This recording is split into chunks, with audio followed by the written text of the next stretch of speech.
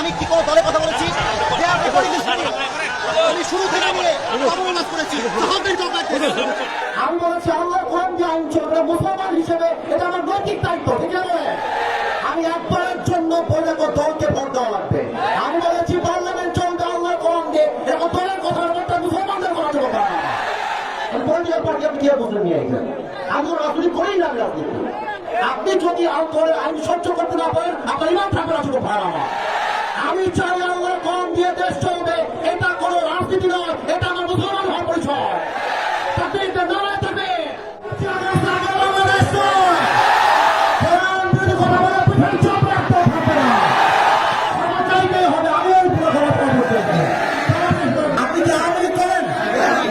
তা আপনি আওয়ামী লীগ করে আপনি কথা বললেন আল্লাহ কোন আইন চাপি কেন রাখবেন না? আপনি সাহস দিয়ে আল্লাহর কোরআন দিয়ে আইন চলবে, এটা কোনো রাজনৈতিক কথা হইতে পারে? এটা মুসলমানদের কলিজার দাবি। আগামী সংসদ চলবে কোরআন দিয়ে, সেই বেড়াবাদের পেছন রাখতেও থাকবে না যুবক ভাই আমার। ক্ষমা না চাইলে বাপলে তো হবে না, শুধু ভাড়া না।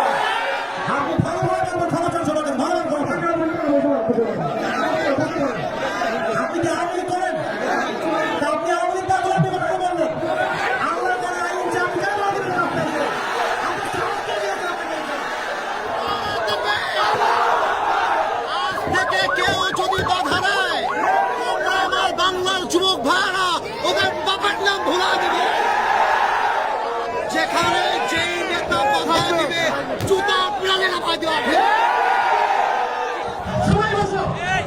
আমি কি কোনো দলের নাম বলেছিলাম?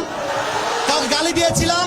দাঁড়ান দাঁড়ান দাঁড়ান, আমার ভূমিকার কথা শুরু হয়েছিল 3.5 হাত মাটির কবর দিয়ে। যুবক ভাইরা বলো, আমি এতগুলো আয়াত বললাম।